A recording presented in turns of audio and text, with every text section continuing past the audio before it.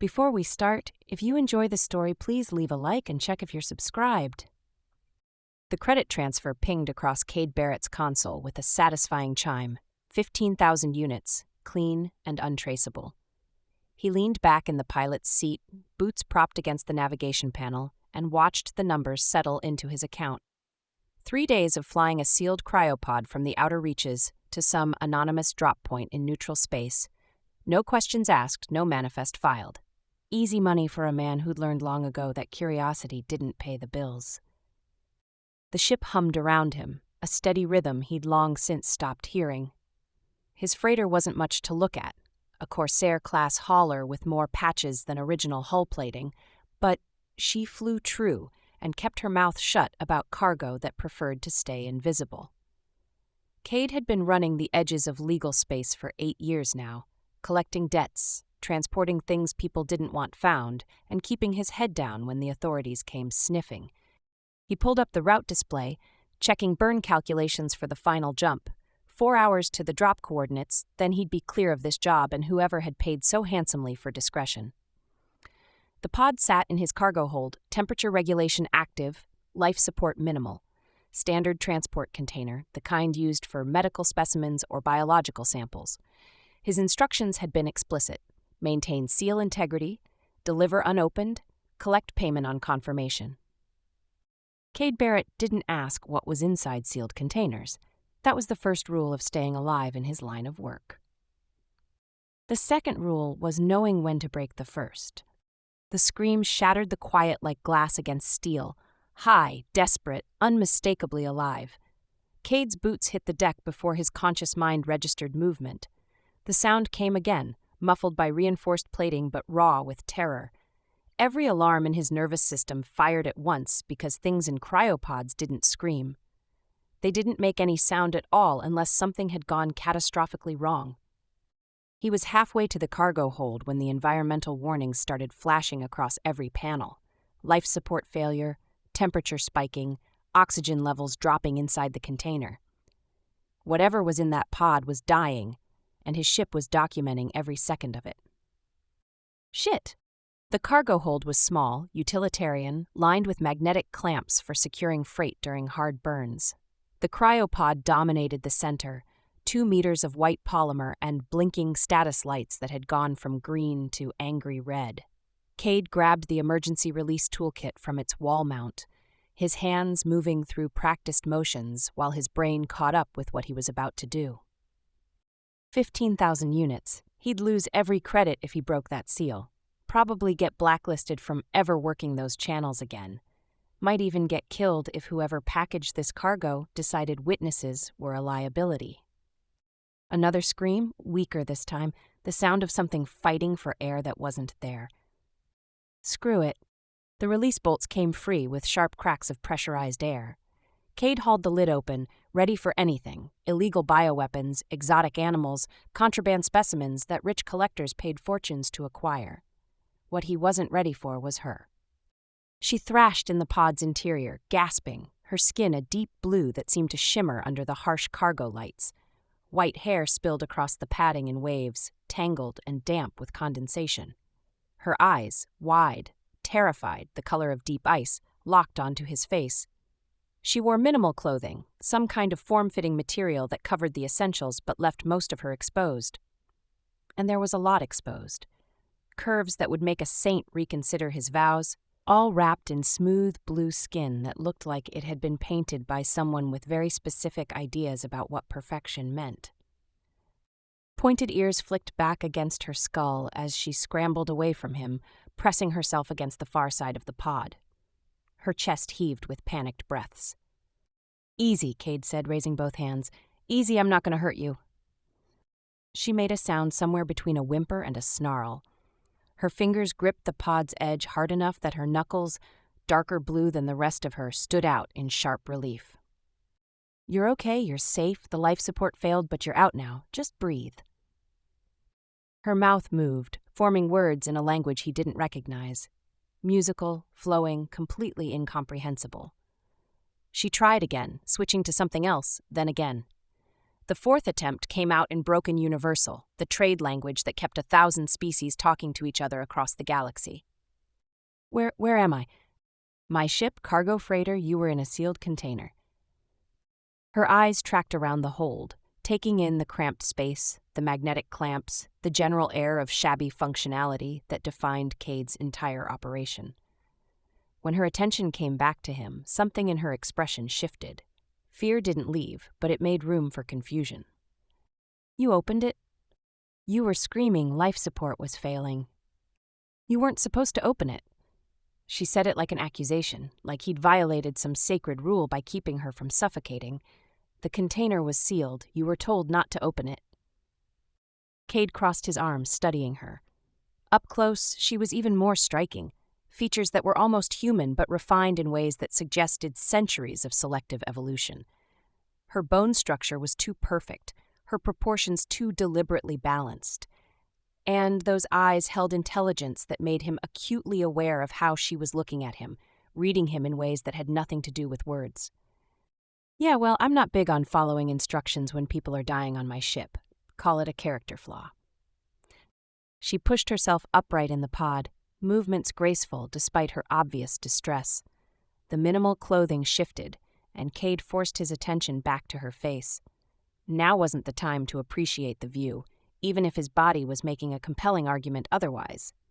You shouldn't have done that, she said, her universal improving with each word as if her brain was rapidly processing the language.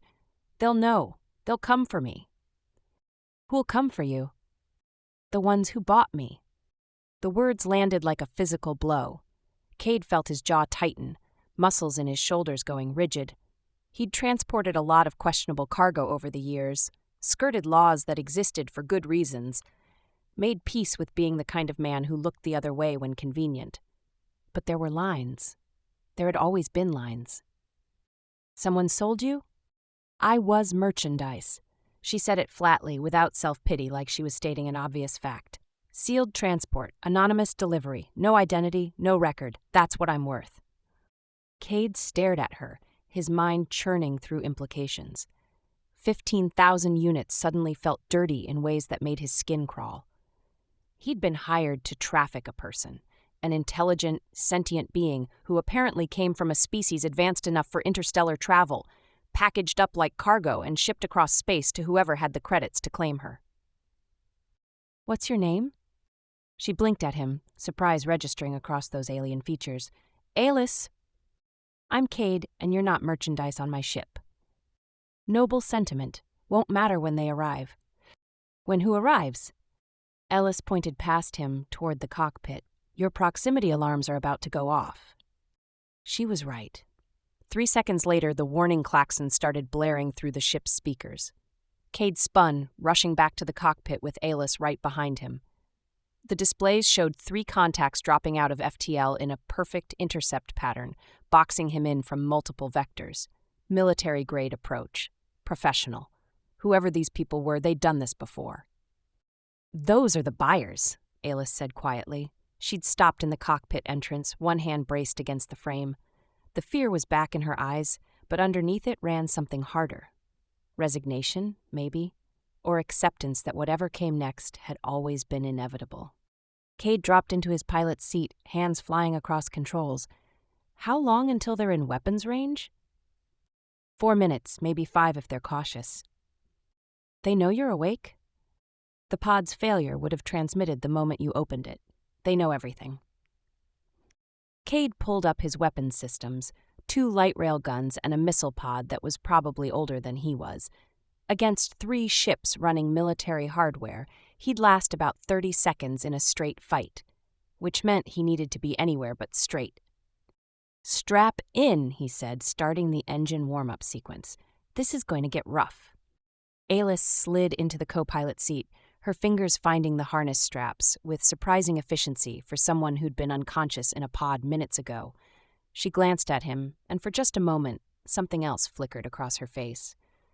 Not fear, not resignation, something that might have been hope, fragile and uncertain. You're gonna run? I'm gonna fly? There's a difference. Why? The question came out soft, genuinely confused. You don't know me. I'm worth nothing to you now. The smart move would be to hand me over and negotiate compensation for the opened container. Cade finished the warm-up sequence and grabbed the flight controls. The freighter shuddered as he pushed the engines hot, building speed for the first evasive burn. Outside the viewport, 3 ships grew from distant contacts to visible threats, their hulls sleek and purpose-built. Like I said, he replied, not looking at her. Character flaw. The first weapons lock tone started screaming, and Cade threw the freighter into a rolling dive that made the hull groan in protest. Alis gasped beside him, her hands gripping the armrests hard enough that he could hear the material creak. But she didn't scream. She didn't even close her eyes. She just watched him. And in that moment, Cade Barrett made a decision that was going to cost him everything he'd built.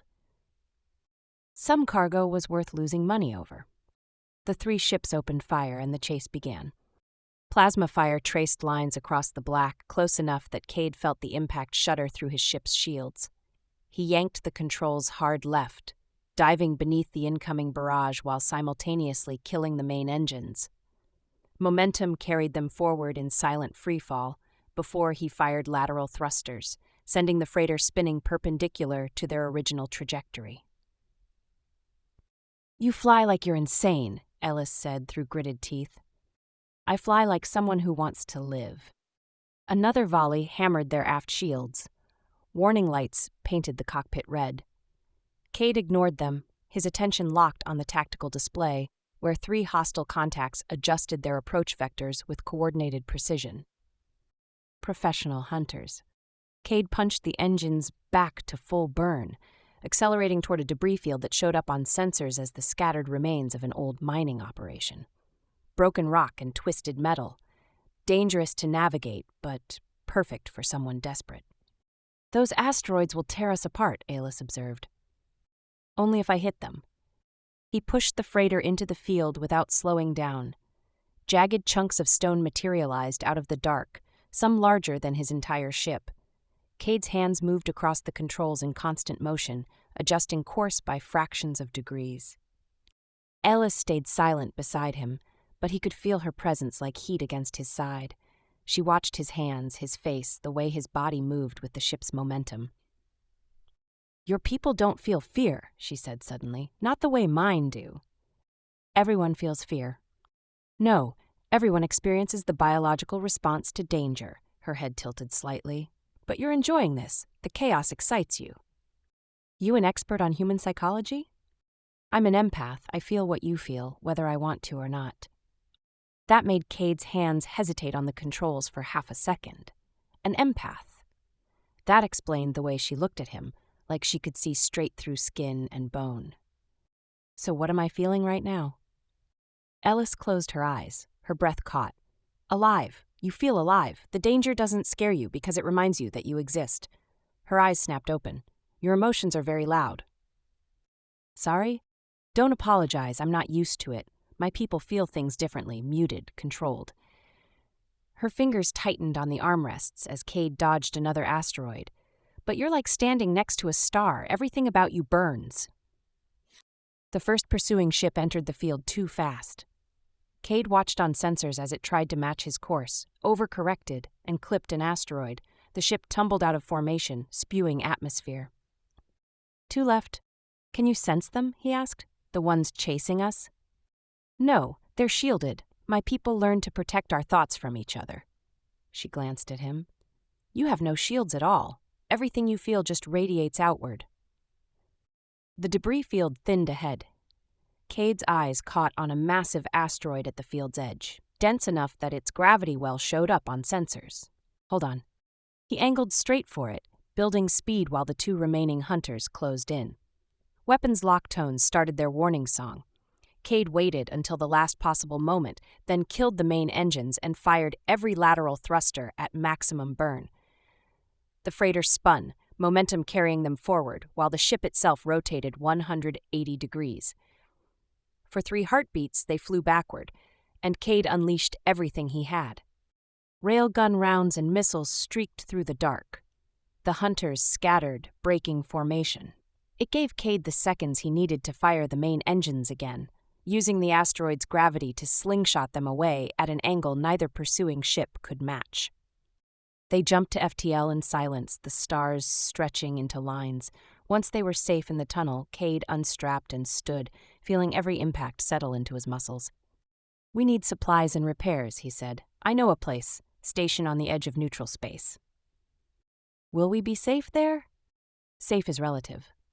Alis stood as well, and in the confined cockpit space, they ended up close enough that Cade could smell her. Something between ozone and rain, clean and electric. Her eyes met his. "Why are you doing this?" she asked. "I don't traffic people. You didn't know I was a person until you opened the pod." "I know now." She studied his face. "My people would call you primitive, governed by emotion rather than logic." She stepped closer. "They would say you're exactly the kind of species that evolution should have weeded out." "What do you say?" Alis reached up, her blue fingers hovering near his face without quite touching. "I say your emotions are giving me a headache. I say you feel things so intensely that being near you is overwhelming." Her hand dropped back to her side. "And I say thank you for opening that pod." The moment stretched between them, charged with something Cade couldn't name. He was aware of every detail. The way she breathed, the pulse visible at her throat, the slight part of her lips. Alis's eyes widened slightly. "I can feel that." "Feel what?" "What you're wanting." She took a shaky breath. "It's very specific." Heat crawled up Cade's neck. "Sorry, can't really control it." "No, you can't." She didn't move away. "My people eliminated desire along with most other base emotions. We consider it a distraction from higher thought." "It's efficient." But her voice had gone quiet, almost wondering. "I've never felt it before, not like this, not from the inside." "From the inside? I'm feeling what you feel. Your desire is—" She closed her eyes, her breath catching. "It's like heat, like wanting to touch something you know will burn you." Cade forced himself to step back. "I'll work on keeping it under control." "Don't." The word hung in the air. Alis opened her eyes, and something in that ice-blue gaze had shifted. "I spent my entire life being told I was broken because I feel too much," she said. "That my inability to shield myself from emotion made me defective." She met his stare directly. "But your emotions don't feel wrong, they feel alive." Before Cade could respond, the ship's proximity alarm started screaming. New contacts. 4 this time, dropping out of FTL in a wide intercept pattern. Alis went pale, her skin shifting to a lighter blue. "They found us." "How?" "The pod had a tracker." She moved back to the co-pilot seat, her hands shaking. "They're not going to stop." Cade dropped into the pilot's seat, pulling up tactical displays. 4 ships, heavier than the last group. "We need to dock somewhere, get you off the tracker's grid." He pulled up a star chart. "There's a station. Briggs runs it. He owes me." "We won't make it before they intercept." Cade opened a comm channel. "This is the freighter Meridian. I'm willing to negotiate the return of your cargo." A pause, then a cold voice responded, "Cargo is damaged goods. Surrender immediately." Damaged goods still has value, unless you'd prefer to explain to your client why you destroyed their investment. Another pause. "You have 1 hour to reach the nearest station. We will discuss terms there. Any deviation results in immediate termination." The channel closed. Cade adjusted course toward Briggs's station.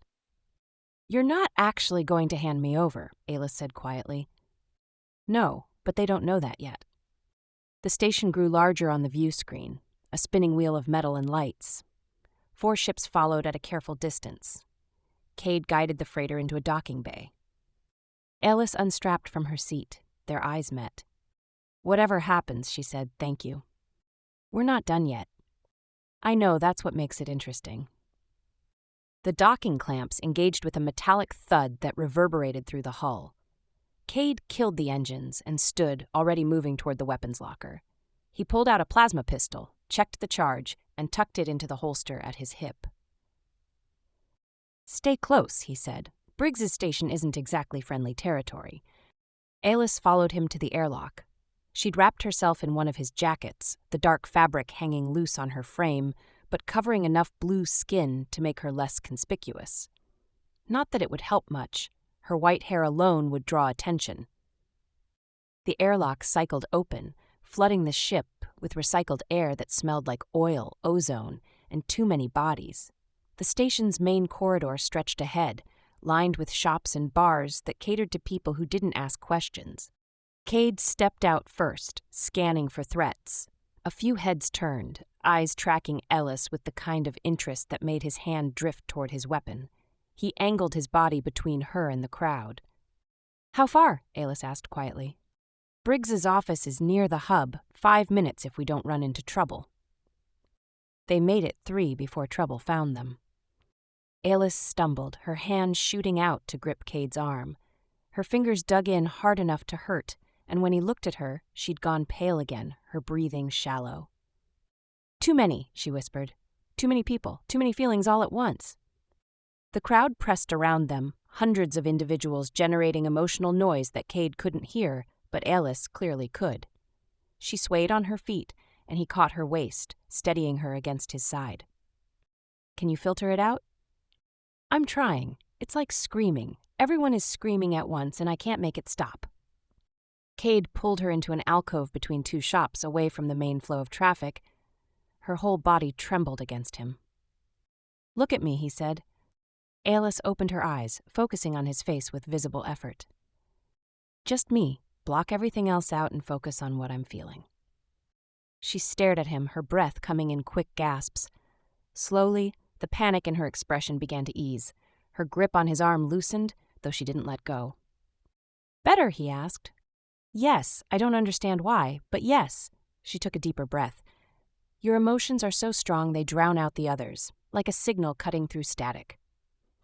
"Then stay close and keep your attention on me." They moved through the station with Ellis pressed against his side, her hand fisted in his jacket. Cade kept up a steady stream of awareness, making sure his presence stayed loud enough to anchor her. Briggs's office sat behind a reinforced door marked only by a number. Cade knocked twice, paused, then knocked 3 more times. The door slid open to reveal a cramped space filled with monitors and salvaged equipment. Behind a cluttered desk sat Briggs himself, gray-haired, scarred, with eyes that had seen too much. "Barrett," he said, "I heard you were coming in hot." 4 ships on my tail. They're docked now, probably searching." Briggs's eyes slid to Ellis. "That's what they're looking for?" "She's not cargo. She's under my protection." "Your protection doesn't mean much against military contractors." Briggs leaned back in his chair. "You're calling in favors for someone you just met." "You owe me for the Centauri job. This makes us even." Briggs was quiet for a long moment, then nodded. "3rd level, Section 9. There's a room I keep for situations like this. Code is 7492. Stay there. Keep quiet." "Appreciated." Cade led Ellis back into the corridor, moving quickly. The 3rd level was quieter, mostly storage and private rooms. Section 9 was at the far end, away from traffic. The room was small but functional. A bed, a compact washroom, and enough space to breathe. Cade locked the door behind them and checked the window. It overlooked the docking bay where his ship sat, surrounded now by the 4 hunter vessels. "We're trapped," Ellis said quietly. "We're breathing. That's more than we had an hour ago." She moved to the bed and sat, her hands trembling slightly in her lap. Without the crowd's emotional noise, she looked exhausted. "I need to understand something," she said. "Why did your presence help, back in the corridor?" Cade turned from the window. "You said my emotions are loud." "They are, but that should make it worse, not better." She looked up at him. "My people taught me to seek calm, quiet. You're the opposite. You feel everything intensely without filter. Being near you should be agony." "But it's not." "No, it's like standing in a storm. Overwhelming, but there's a center to it. When I concentrate on what you're feeling, the chaos has structure."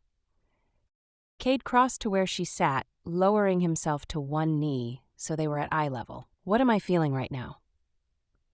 Ellis closed her eyes. Her expression shifted through several emotions: surprise, uncertainty, something that might have been hope. "Concern," she said quietly. "For me, you're worried about whether I'm okay." Her eyes opened, and underneath that, desire, still there, constant. "You want to touch me?" "Yeah." The simple admission hung between them. Ellis reached up, her blue fingers finally making contact with his face. Her touch was cool against his skin, her palm cupping his jaw with tentative exploration. I've never wanted anything before. My people eliminated that capacity, or tried to. But feeling what you feel. Her thumb brushed across his lower lip. I think I'm starting to understand want. Cade held perfectly still, letting her explore. Her other hand came up, tracing the line of his shoulders, the column of his neck. Every touch was curious, testing. Your heart is racing, she whispered. That tends to happen. Mine too. She drew him closer, closing the distance until their faces were inches apart. Is this what humans do when they feel this way? Sometimes, if both people want it. I want it. The words came out breathless. I want to know what this feels like. Cade kissed her, keeping it gentle despite the urgency burning through his veins. Alis made a small sound against his mouth, her fingers digging into his shoulders as she kissed him back. She was learning as they went, mimicking his movements and adding her own variations. He pulled back just far enough to speak. You okay? I'm feeling everything you're feeling, your desire, your need. She kissed him again, harder this time. It's intoxicating. Cade stood, bringing her with him. She wrapped her arms around his neck, her body pressing against his. The jacket fell away. His hands found the curve of her waist, the smooth expanse of blue skin that was warmer than he'd expected. The door exploded inward. Cade spun, putting himself between Elise and the four-armed figures crowding the entrance. They wore tactical gear, weapons raised. The lead contractor stepped forward, his helmet retracting to reveal a scarred face and cold eyes. Step away from the merchandise, he said. Cade's hand moved toward his weapon, but 3 laser sights immediately centered on his chest. I wouldn't, the contractor continued. We're authorized to retrieve our client's property by any means necessary. Alis's hand found Cade's back, her fingers pressing between his shoulder blades. She's not property, Cade said. Contract says otherwise, now step aside. Alis stepped out from behind him. Her chin lifted, and something in her posture changed. The fear remained, but underneath it ran steel. I won't go back, she said. I'd rather die here. The contractor smiled. It wasn't pleasant. That can be arranged too. His weapon shifted, targeting Alis. And in that moment, with 3 laser sights on his chest and a 4th aimed at the woman he'd just kissed, Cade Barrett made another decision that was going to cost him everything. He moved. Cade's plasma pistol cleared leather before conscious thought caught up. He fired twice, the bright bolts catching the lead contractor in the chest and sending him sprawling. The other 3 opened fire simultaneously, but Cade was already moving, dragging Alis down as energy rounds scorched the air where they'd been standing.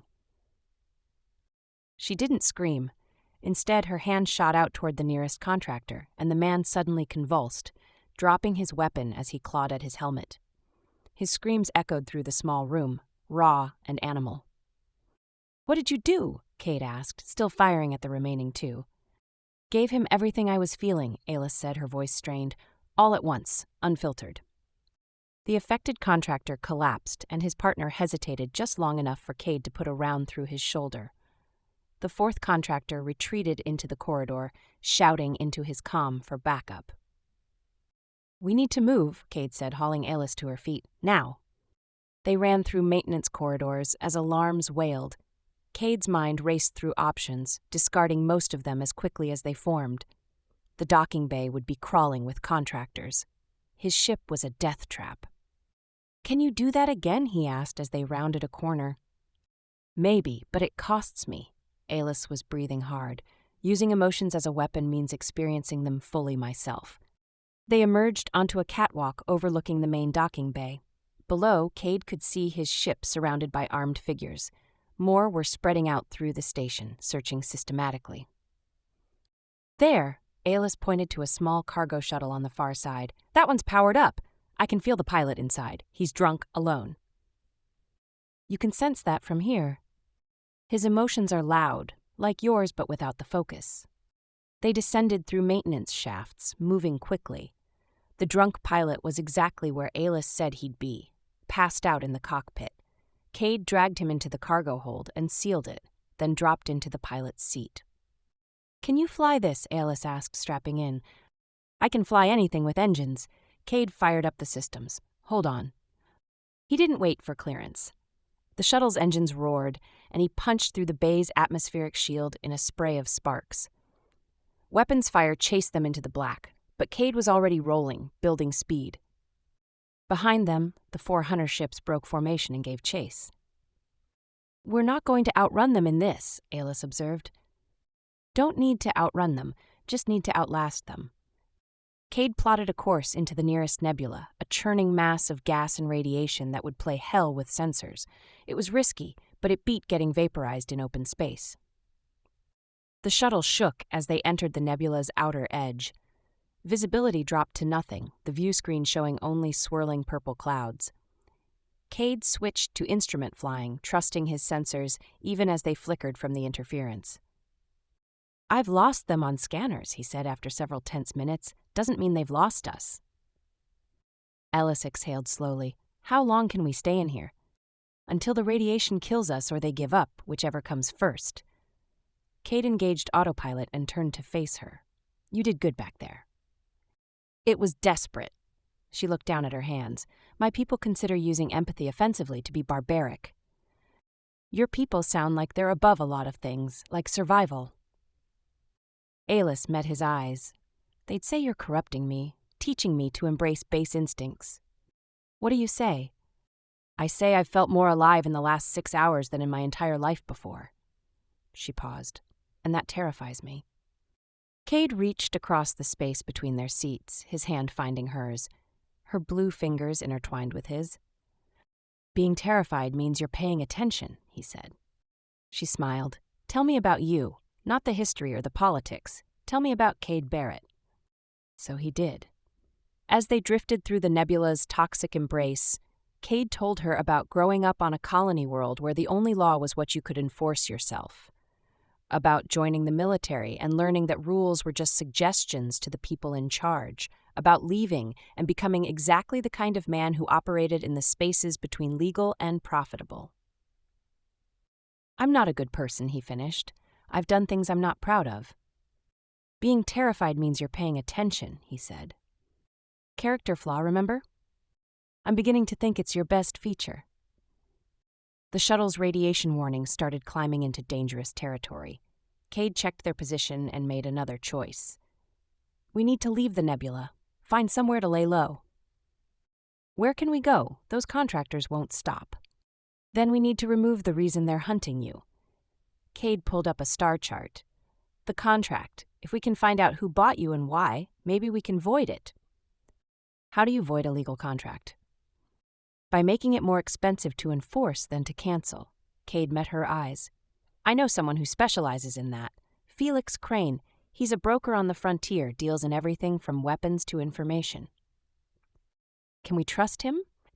Absolutely not, but he owes me money, which is almost as good. They exited the nebula on the far side, sensors showing clear space. The hunter ships were gone, either still searching or having given up temporarily. Cade set course for the frontier outpost. Ellis watched him work. What happens if we can't void the contract? Then we run, keep running until they stop chasing. That's not much of a plan. It's the only plan we've got.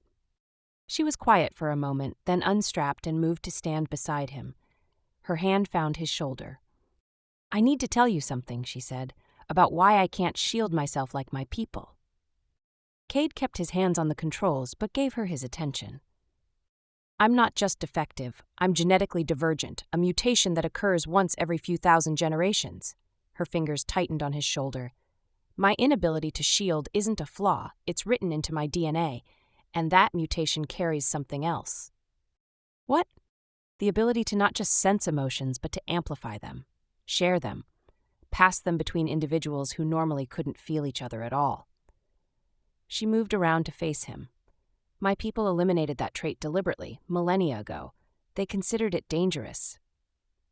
Cade processed that. So you're not just an empath, you're a bridge. Yes, that's why they didn't correct me. That's why I was sold, because someone wants what I can do. Do you know who bought you? No, the contract was anonymous, but Felix Crane brokered the deal, which means he knows.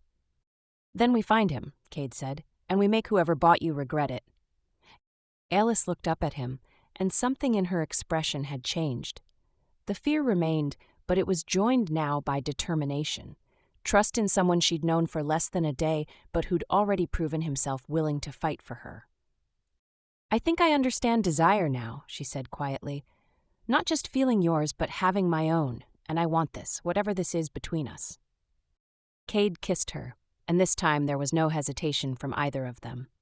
Her arms wrapped around his neck, her body pressing against his with purpose. They broke apart only when the proximity alarms started chiming, announcing their arrival at the frontier outpost. Later, he promised. Definitely later, she agreed. The outpost appeared on sensors, a ramshackle collection of habitats and docking rings orbiting a dead moon. It was the kind of place where questions died before they were asked. Perfect for finding Felix Crane. And, Cade suspected, perfect for walking into whatever trap was waiting for them. The frontier outpost reeked of desperation and bad decisions. Cade guided the stolen shuttle into a docking bay that had seen better decades, the metal groaning under their landing gear. Through the viewscreen, he could see smugglers, mercenaries, people who'd run so far from civilization they'd forgotten what it looked like. Stay behind me, Cade said, checking his plasma pistol, and if things go sideways, use that empathic trick of yours. I'll try not to enjoy it too much, Alice replied. They moved through the outpost's corridors, Cade navigating by memory. Felix Crane operated out of a bar called the Void's Edge. The entrance was marked by a flickering neon sign and the smell of alcohol mixed with various species' body chemistries. Inside, the bar was dim, crowded, conversations conducted in whispers and threats. Eyes tracked them as they entered. Cade met a few stares directly, making it clear they weren't easy prey. Felix Crane sat in a corner booth surrounded by data pads and looking like he'd aged 10 years. His thinning hair was grayer, his suit more wrinkled, but his eyes still held that calculating gleam. Barrett, Felix said, not sounding surprised. I heard you were making trouble. Didn't expect you to bring it to my door. Cade slid into the booth across from him, Ellis settling beside him. You brokered a contract 6 weeks ago. Anonymous buyer, sealed transport, high-value cargo. Felix's eyes flicked to Alice. Ah, that cargo. She has a name, and she's not cargo anymore. Legally speaking, she very much is. Felix leaned back. Do you have any idea how much trouble you've caused? Tell me who the buyer is, Cade said. Client confidentiality. Cade drew his plasma pistol and set it on the table. You tell me what I want to know, or I start making your life uncomfortable. Felix didn't flinch. You could shoot me, but you still wouldn't get the information. It's encrypted, stored off-site. Then get authorization. Can't. The buyer made it very clear. No interference, no questions. Felix pulled up a data pad. Fine, I'll tell you what I can, because this whole situation has gotten messier than I prefer. He turned the pad around. On the screen was a symbol, a stylized representation of interconnected minds, elegant and alien. That's the concordance, Alice said quietly, her voice hollow. My people's governing body. Your own people bought you? Cade asked. Not exactly. Felix tapped the screen. A specific faction within the concordance. They call themselves Restoration. They believe your friend here represents the next stage of empathic evolution, and they want to study her, replicate her abilities. To do what? To bring back what they lost, passion, desire, all those messy emotions they bred out of themselves. Felix shrugged. Turns out a civilization built entirely on calm logic gets boring. Some of them want to feel again. Ellis's hand found Cade's under the table, gripping tight. They won't stop. Probably not, Felix agreed. Unless someone makes them an offer they can't refuse. What kind of offer? The kind where they get what they want without the chase. Felix looked at Alice directly. You go back voluntarily, submit to their testing. In exchange, they guarantee your survival and eventual freedom. And if she refuses? Then they keep hunting, keep sending professionals until one succeeds. The bar's entrance opened, and Cade felt Alice tense beside him. He turned to see 4 figures entering, robes of deep blue, their skin the same shade as Alice's, their movements synchronized. The lead figure approached their booth, pulling back their hood to reveal a face that was Aelis's but older, harder, refined to the point of being almost artificial. "Ellis," the figure said, their voice carrying harmonics that made Cade's teeth ache. "I am Executor Thelmore of the Concordance Restoration Initiative. We've come to bring you home." "I don't have a home," Aelis said. "You made sure of that when you sold me. We preserved you, protected you from those who would have corrected your divergence permanently." Thelmore's expression didn't change. "We offer you purpose, a chance to help our people rediscover what we lost." "By cutting me open?" "By learning from you, voluntarily, as our colleague rather than our subject." Thelmore extended a hand. "Come with us. In return, we offer you everything: status, resources, gratitude." Ellis looked at the offered hand, then at Cade. He could see the calculation in her eyes, weighing survival against freedom. "And if I refuse?" she asked. "Then we take you anyway," Thelmore said, their voice still calm, "but we'd prefer cooperation." The other three robed figures spread out, blocking exits. Cade's hand moved toward his weapon, but Thelmore made a gesture and suddenly his arm felt like lead. Telepathic manipulation. "Don't," Thelmore said. "You cannot fight what you cannot understand, human." Aelis stood, and for a moment Cade thought she was going to accept.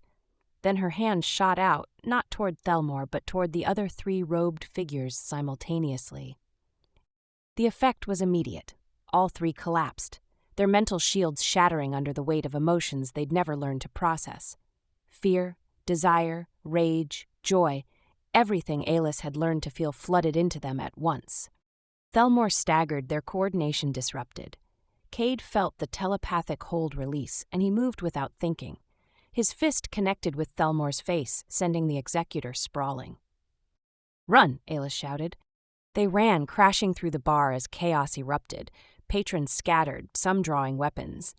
Cade fired blind behind them, making it clear they were dangerous to pursue. The shuttle bay was 50 meters away when more robed figures appeared ahead, cutting off their escape. Cade skidded to a stop. "The maintenance ducts," Aelis said, pointing to a grate in the wall. Cade kicked it open and they squeezed through, dropping into a narrow tunnel. Behind them, the robed figures struggled with the confined space. They emerged in the lower docking bays, among ships too damaged or too illegal to park topside. Cade spotted what he needed, a military surplus transport, probably stolen. "Can you fly that?" Aelis asked. "We're about to find out." Breaking into the ship took seconds. Getting it powered up took 30 more, with alarms screaming.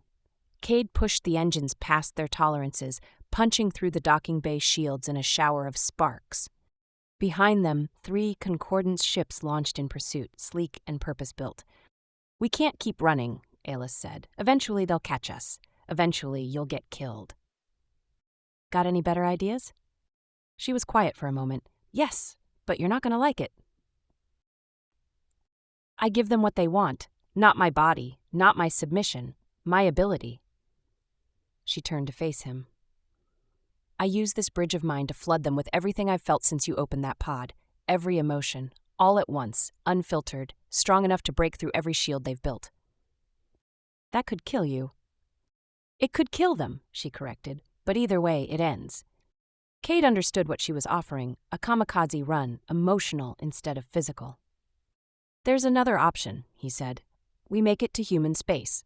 My people don't recognize Concordance contracts. Once we cross that line, you're under human jurisdiction. They can't touch you without starting a diplomatic incident." "How far?" 4 jumps, maybe 6 hours if we push hard." "And you think they'll let us make 4 jumps?" "I think we don't have a choice but to try." Ellis studied his face, sensing the determination underneath his words. The refusal to quit even when quitting made sense. "You're insane," she said. "You've mentioned that. And I'm starting to think I love you for it." The words hung between them, simple and impossible. Cade felt something in his chest clench, an emotion he'd spent years avoiding because it made you vulnerable. "Later," he said, his voice rough. "After we make it to human space, after you're safe, we'll talk about love." "Promise?" "Promise." The first Concordance ship opened fire, and Cade threw the transport into evasive maneuvers. But he was smiling, because behind him sat a woman who understood desire and fear, and the beautiful chaos of feeling everything at once. And ahead lay 4 jumps to safety, and a future that was uncertain but theirs to write. The pursuing ships closed in, and Cade punched the coordinates for the first jump. The stars stretched into lines, and they vanished into the tunnel between spaces, racing toward human territory. Together, and that made all the difference.